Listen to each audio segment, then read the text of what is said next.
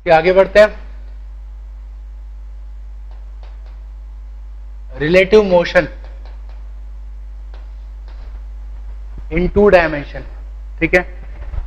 इससे पहले motion in 1D में हमने रिलेटिव मोशन पढ़ा था, ठीक। अब हम उसको 2D और 3D के कंसेप्ट से पढ़ेंगे। रिलेटिव मोशन क्या होता है? जनरली हम अलग अलग ऑब्जेक्ट के मोशन को ऑब्जर्व करते हैं डे टू डे लाइफ में, तो हमको आदत पड़ जाती है ग्राउंड फ्रेम से देखने की, ठीक है। तो ग्राउंड फ्रेम से देखने की आदत है, उसी के कॉन्टेक्स्ट में हम किसी भी चीज को रेस्ट पर या मोशन में देखते हैं।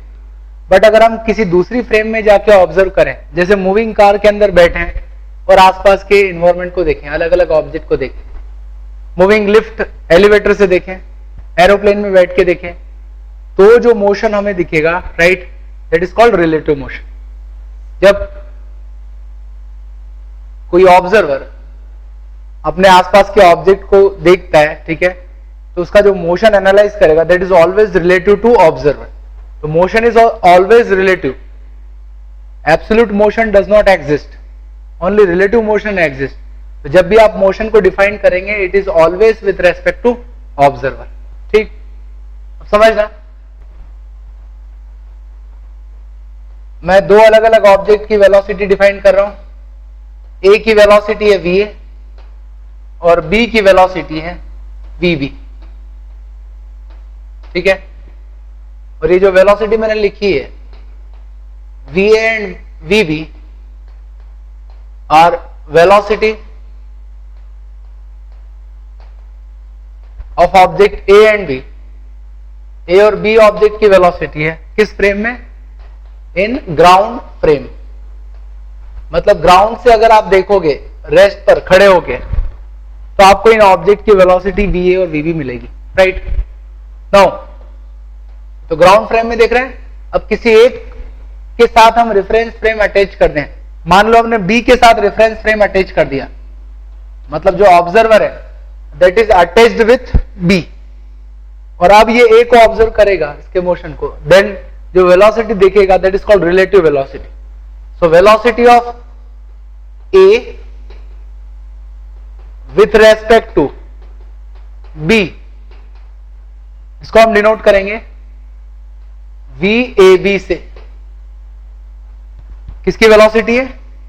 A की velocity with respect to B, that is VAB।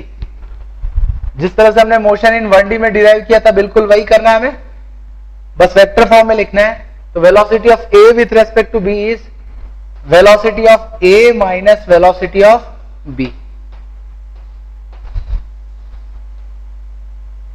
तो A की velocity with respect to B क्या होगी?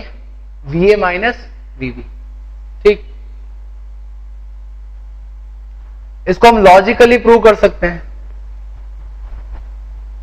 कि ये फॉर्मूला किस तरह से हमने लिखा। सीधे VA माइनस VB कैसे लिखा, समझना।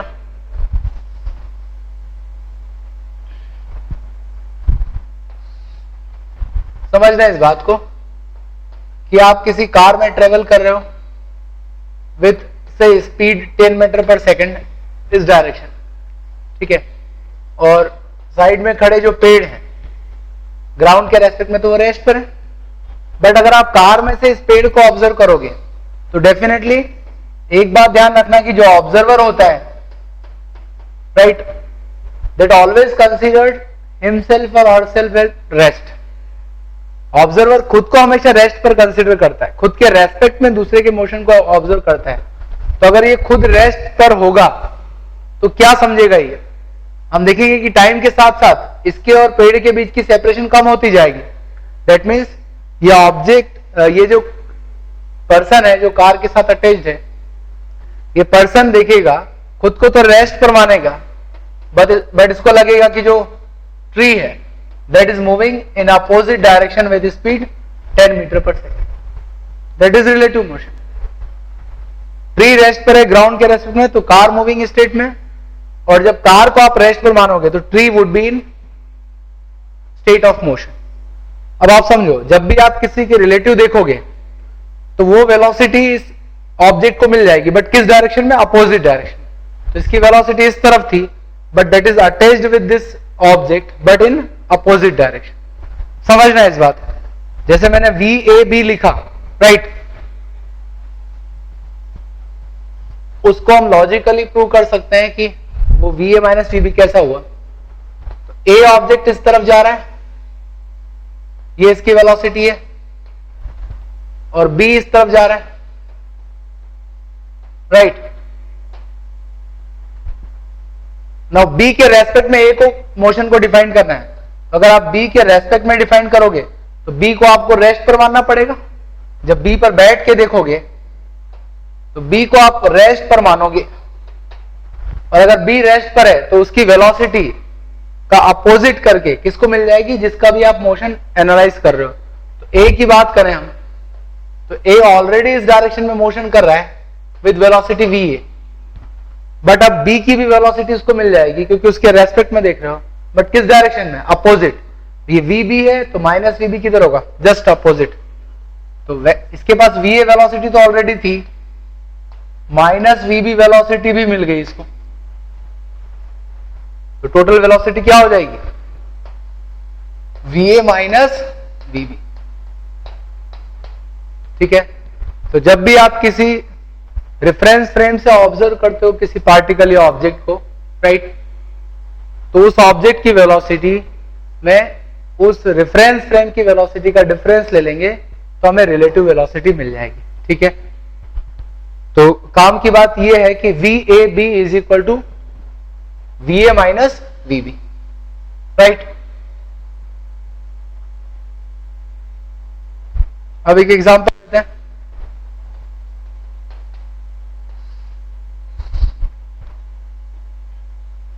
दो ऑब्जेक्ट हैं A और B।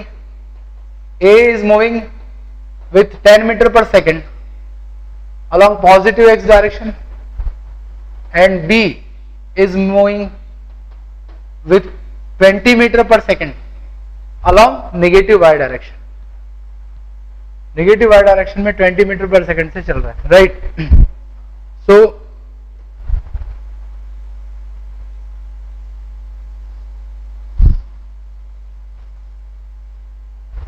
find out velocity of A with respect to B। A की वेलोसिटी निकालना है विथ रेस्पेक्ट टू B। ठीक, तो क्या होगा? It would be VA minus VB। आप VA देख लो क्या होगा? 10 metre per second, positive x, मतलब इसको लिखोगे 10 i कैप। ऐसी वेलोसिटी ऑफ B कितना है? 20 metre per second, negative y direction मतलब माइनस 20 j कैप, राइट।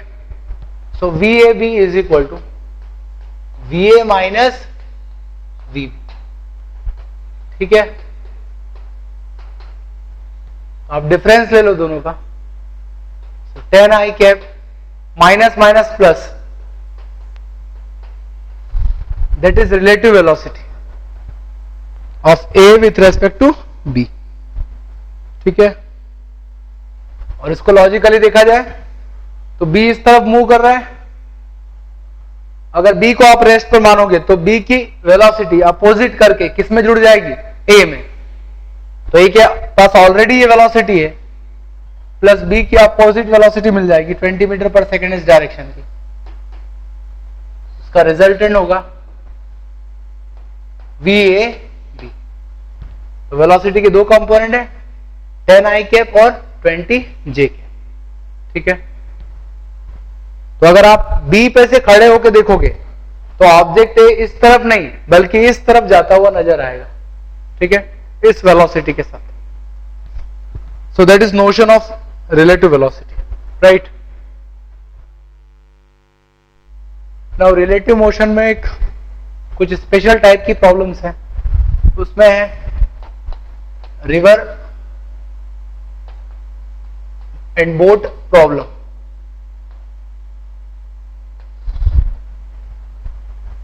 या रिवर स्विमर प्रॉब्लम, या एयर एंड एरोप्लेन प्रॉब्लम। ठीक है, सभी का मैं मतलब बताता हूं। सबसे पहले आप इसको देखो, कि अगर किसी बोट को स्टिल वाटर में हम चलाते हैं उसका मोशन कैसा होगा? स्टिल वाटर, ठहरा हुआ पानी, जैसे तालाब है, ठीक है, या झील है, उसमें चलाएंगे। मान लो आप बोट को इस तरफ ड्राइव कर रहे हो, तो जिस तरफ ड्राइव कर रहे हो उसी तरफ जाएगी वो। अगर आप बोट के ऊपर से पिक्चर लोगे तो बोट के पिक्चर्स ऐसे दिखेंगे। अगर आप उसको ऐसे ड्राइव कर रहे हो तो उसी लाइन में जाएगी, ठीक है। ये कब? जब वो स्टिल वाटर में आप उसको राइड कर रहे हो, ठीक। और अगर उसको बहते हुए पानी में ले जाएंगे तो क्या होगा? मान लो रिवर में फ्लो हो रहा है वाटर का, इस दिशा, इस डायरेक्शन में फ्लो हो रहा है वाटर। अब यदि आपने बोट को ऐसी रखी और इस तरफ उसको राइड कर रहे हो, ठीक है, प्रोपेल कर रहे हो इस डायरेक्शन में, तो क्या बोट इस डायरेक्शन में जाएगी? जब आप उसको इस तरफ प्रोपेल करोगे और अगर आप ऊपर से पिक्चर लेते हो पूरे मोशन के, तो आपको ऐसा नजर आएगा।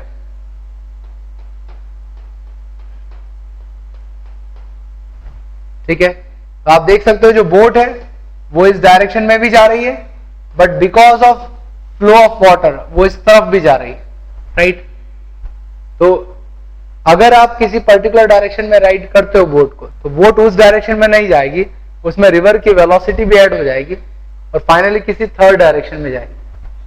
यही केस होगा स्विमर का भी। अगर आप फ्लोइंग वाटर में स्विमिंग करते हो तो उस केस में जिस डायरेक्शन में आप चाहते हो जाना स्विम करके, उस डायरेक्शन में मोशन नहीं होगा, उसमें रिवर की वाटर की वेलोसिटी भी ऐड होगी। ऐसे ही एयर और एरोप्लेन, एरोप्लेन अगर स्टिल एयर में मूवमेंट करता है तो सीधा चलेगा, बट अगर हवा का मोशन हो रहा है, हवा बह रही है, तो उस केस में जो एरोप्लेन होगा, ठीक है, जिस डायरेक्शन में जा रहा है वो उसी डायरेक्शन में ट्रेवल नहीं करेगा, किसी थर्ड डायरेक्शन में करेगा। फॉर एग्जांपल एयर का फ्लो ऐसा हो रहा है और एरोप्लेन इस तरह से जा रहा है, ये उसका ओरिएंटेशन है, ठीक है। तो वो इस डायरेक्शन में नहीं जा पाएगा क्योंकि अब रिवर के जो एयर है उसकी वेलोसिटी इस तरफ ऐड होगी, एयर उसको इस तरफ पुश करेगी। अगर आप इसकी पिक्चर लेते हो तो ऐसे दिखेंगे, ठीक है। तो ट्राई तो इस तरफ जाने का कर रहा है, राइट, बट एयर उसको पुश कर रही है, तो पुश करके राइट साइड में उसको डिस्प्लेस कर देती, समझ रहे हो ना। तो बात यह है कि आप जब भी फ्लोइंग वाटर, फ्लोइंग एयर की बात कर रहे हो, ठीक, तो वहां पे मोशन थोड़ा सा डिफरेंट होगा, उसी को हमें एनालाइज करना है, राइट।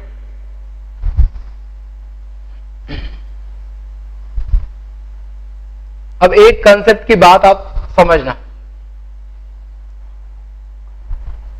इस तरह की प्रॉब्लम में आपको बोट की स्पीड दी रहेगी, speed of boat in still water is such and such. कहां की दी है स्पीड? स्टिल वाटर की। डेफिनेटली वहीं की दी जा सकती है। अगर आप मोटर बोट खरीदने गए और पूछते हो कि ये किस स्पीड तक चलती है, तो वो आपको स्टिल वाटर वाली स्पीड बताएंगे, ठीक है ना, क्योंकि फ्लोइंग वाटर में तो स्पीड आप डिफाइन कर ही नहीं सकते हो। अगर आप फ्लोइंग वाटर में मोटर बोट को रख दो तो बिना इंजन चालू किए ही ऑलरेडी वो मोशन करता रहेगा, समझ लो ना। तो फ्लोइंग वाटर में तो फ्लोइंग वाटर की वेलोसिटी को ऐड करना पड़ेगा। तो डेफिनेटली अगर आपको डिफाइन करना है स्पीड तो वो स्टिल वाटर में ही की जा सकती है, राइट। तो स्टिल वाटर में बोट की स्पीड या स्विमर की स्पीड को डिफाइन किया जाता है, राइट। और अगर वो फ्लोइंग वाटर में मूवमेंट करेंगे तो क्या होगा समझना। डेफिनेटली वाटर की वेलोसिटी ऐड होगी, but if you observe the motion of boat with respect to water, water के रेस्पेक्ट में अगर आप उसका मोशन को ऑब्जर्व करते हो, देन उसकी स्पीड वही होगी जो कि स्टिल वाटर में होती है। जो स्टिल वाटर में, नॉर्मल वाटर में जो उसकी स्पीड होगी वही वाटर के रेस्पेक्ट में भी होगी, ठीक है। मेरी बात को समझो। एक एग्जांपल ले रहा हूं, एक बस का मूवमेंट हो रहा है, बस को ऊपर से देख रहे हैं, टॉप व्यू देख रहे हैं बस का, राइट। और बस बहुत बड़ी है, मान लो उसकी लेंथ और ब्रेड्थ बहुत ज्यादा है, राइट। और बस के अंदर एक पर्सन चल रहा है, person is normally walking, just walk कर रहा है, अच्छा ये देखो, पर्सन अगर ग्राउंड पे वॉक करता है तो एक डेफिनेट स्पीड होगी या नहीं?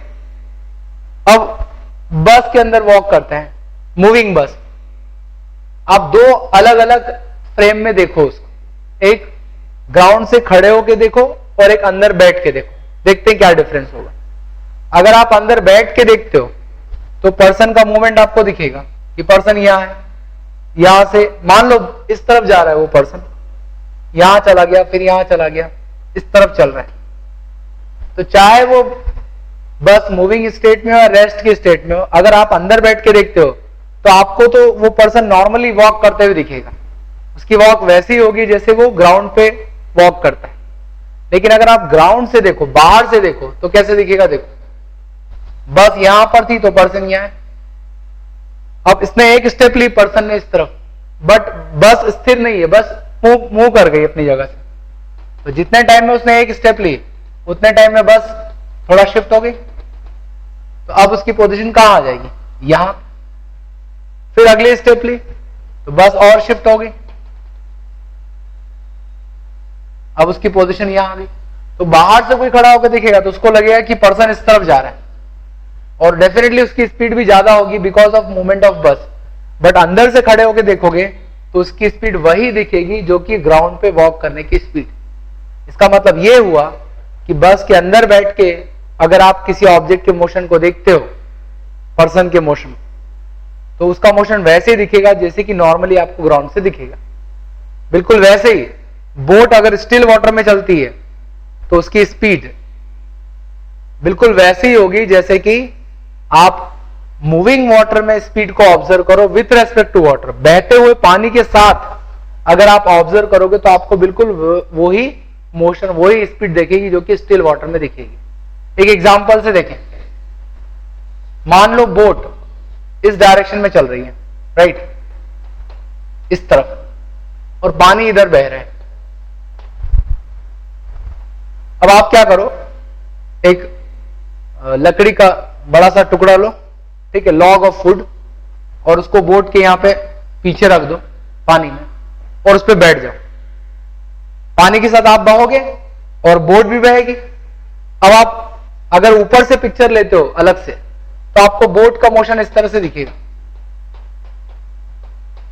जो ग्राउंड पे खड़ा है उसको मोशन ऐसे दिखेगा कि बोट ऐसे जा रही है। और जब आप इस वुडन लॉग के ऊपर बैठ के देखोगे तो कैसा दिखेगा? बोट इस तरफ शिफ्ट होगी पानी के बहाव के कारण, तो बोट इधर जितना डिस्प्लेस हुई है उतना आप भी डिस्प्लेस हो जाओगे, तो नेक्स्ट मोमेंट पर आप यहां पहुंचे। फिर बोट डिस्प्लेस हो गई, आप भी उतना ही डिस्प्लेस हो गए, ठीक है ना?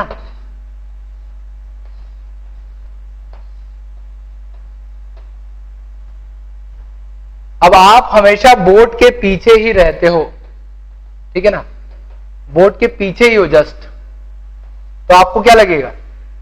अगर आप अपने आप को स्थिर मानते हो, रेस्ट पर मानते हो, तो आपको लगेगा कि बोट आपसे दूर जा रही है। किस डायरेक्शन में?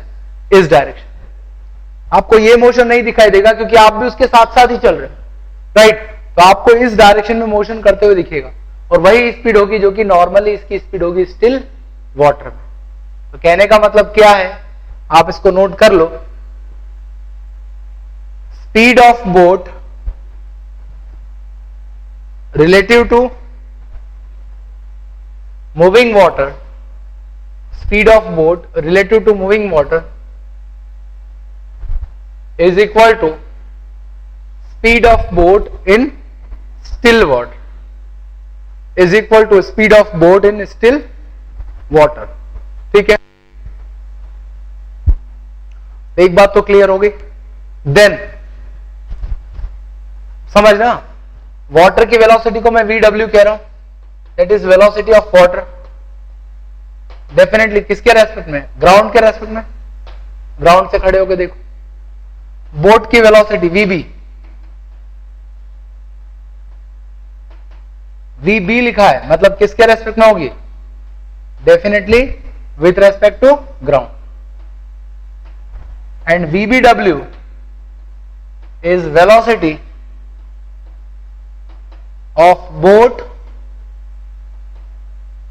with respect to water, पानी के रेस्पेक्ट में बोट की वेलोसिटी है VBW, तो रिलेटिव वेलोसिटी के फॉर्मूले से क्या लिख सकते हो, VBW is equal to VB minus VW,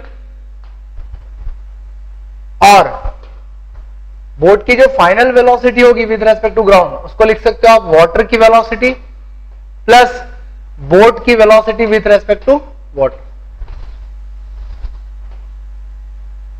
plus boat की velocity with respect to water. That is very important relation, याद रखना। मतलब आप बोट को ड्राइव कर रहे हो विथ रेस्पेक्ट टू वाटर, उसमें वाटर की वेलोसिटी ऐड हो जाएगी तो आपको फाइनल वेलोसिटी मिलेगी बोट की।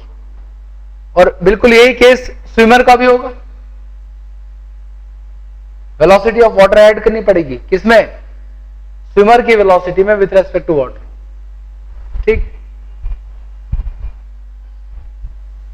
अब देखना है डिफरेंट केसेस।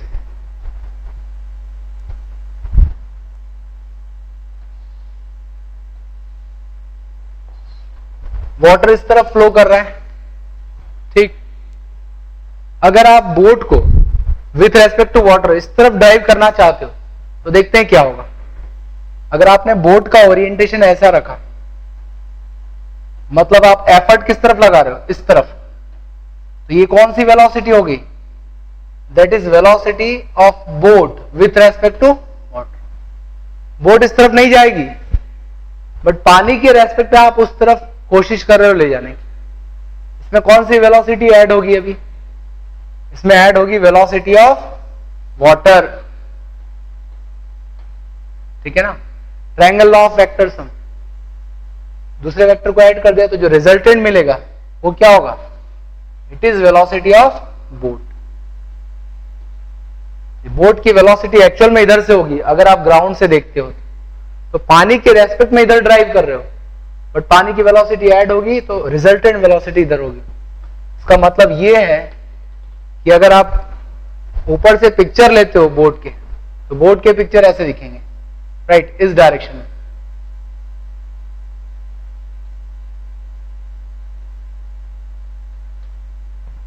आपको दिख रहा है बोट का ओरिएंटेशन तो आप इस तरफ रख रहे हो, राइट, बट बोट का एक्चुअल मोशन इस डायरेक्शन में हो रहा है, समझ गए ना। अगर आपने बोट को सीधा रखा तो आप ऐसे सामने कभी नहीं जा सकते हो, इस तरफ ही फ्लो करो, ठीक है ना। It is called drift. Drift का मतलब बहना, तो आप पानी के साथ बह रहे हो इस डायरेक्शन, ठीक है। तो एक बात तो क्लियर हो गई, सीधे सामने जाओगे तो इस तरफ पहुंचोगे। डेफिनेटली अगर आप बोट को इस डायरेक्शन में कभी रखते हो, राइट, इस तरफ इसको ले जाते हो, इस केस में तो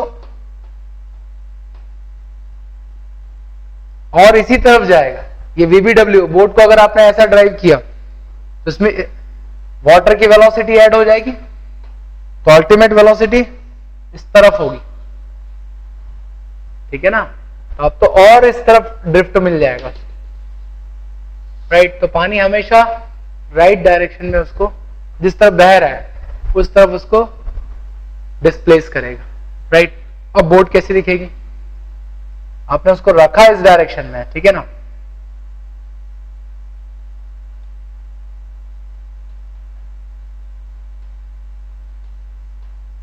ऐसी दिखेगी ये बोट, ठीक। तो आप उसको ड्राइव तो इधर कर रहे हो, बट वाटर की वेलोसिटी के कारण वो इस तरफ डिस्प्लेस हो रही है। ड्राइव इधर कर रहे हो, डिस्प्लेस इधर हो रही है, ठीक है।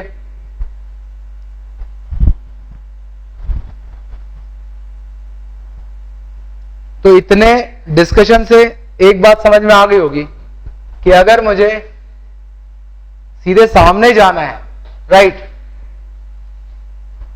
तो क्या करना होगा। अगर पानी इस तरफ बह रहा है और सीधे सामने जाना है तो बोट को किस तरफ राइड करना होगा, इस तरफ राइड करना होगा, क्योंकि इस तरफ रखा या फिर ऐसा रखा तो ड्रिफ्ट तो इधर ही मिलेगा, ठीक है। इस तरफ रखना होगा, बोट को ऐसे चलाना होगा, राइट। क्या होगा इस केस में? देखो, ये है VBW, velocity of boat with respect to water. अब इसमें ऐड होगा क्या? वाटर की वेलोसिटी इस तरफ, तो रिजल्टेंट आपको इस तरफ मिल जाए। डिपेंड करेगा कि वो पूरी तरह से मैच होते हैं नहीं। तो रिजल्टेंट अगर इधर मिल गया तो इस केस में जो बोट है वो कैसी दिखेगी? इसकी ओरिएंटेशन तो इधर है, बट बोट सीधे सामने की तरफ जाएगी। समझ रहे हो ना? तो पानी के बहाव के विपरीत डायरेक्शन में उसको ओरिएंट करके रखना पड़ेगा। इसी तरह से स्विमर को अगर सीधे सामने जाना है, सामने के किनारे पे, तो उसको पानी के बहाव के विपरीत कुछ एंगल बना के पानी को काटते हुए जाना पड़ेगा, तभी वो सीधे सामने जा सकते हैं। राइट?